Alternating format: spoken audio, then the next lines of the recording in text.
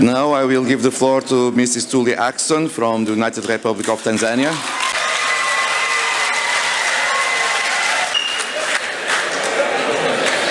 My name is Tulia Akson. I'm the Speaker of the National Assembly of Tanzania.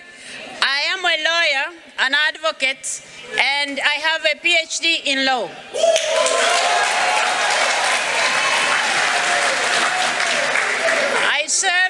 I served as the Deputy Attorney General of the United Republic of Tanzania at the age of 38, and I also became Deputy Speaker of the National Assembly of Tanzania at the same age, and until last week, I was the President of the Africa Geopolitical Group in the IPU. I'm humbled by the endorsements made in support of my candidature from the East African Community, the Southern African Development Community, and the African Union. Colleagues and friends, I'm acutely aware of the weight of responsibilities of the office and multiple challenges that the world is facing today, ranging from the effects of climate change, interstate conflicts, poverty, and the threats of peace and security that have wide-ranging ramifications for developed and developing countries alike. I am confident, however, that if I'll be elected as president, I will have you, colleagues, to work together in shouldering these responsibilities. From the time I became one of the leaders of IPU, I have had the opportunity to collaborate with you to realize IPU's shared values of peace, justice, tolerance, respect, and solidarity. My participation in IPU meetings and other activities has given me a deep and clear understanding of its vision, mission, and the role it plays in the world. As the immediate past president of the Africa Geopolitical Group in the IPU, I'm proud of our contribution towards achieving the objectives of the IPU, especially in addressing the challenges facing the world with a view of ensuring sustainable development. The knowledge and experience I have gained over the years has elevated my leadership skills to the next level. This has given me the urge to vie for the top leadership of our institution.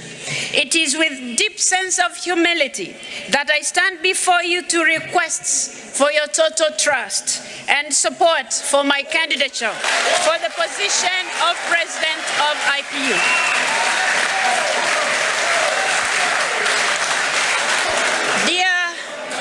Dear colleagues and friends, my vision is to work with all member parliaments of the IPU to align our organization with the fast-changing realities of our world. In that regard, if elected, I will have a number of priorities that I believe will be key in making our organization work effectively for its membership. Transparency and accountability will therefore be at the forefront of my leadership. In this dynamic world, IPU must be relevant to its membership and the world in general. We will therefore work with its members to initiate reforms that will contribute to peaceful coexistence and global prosperity.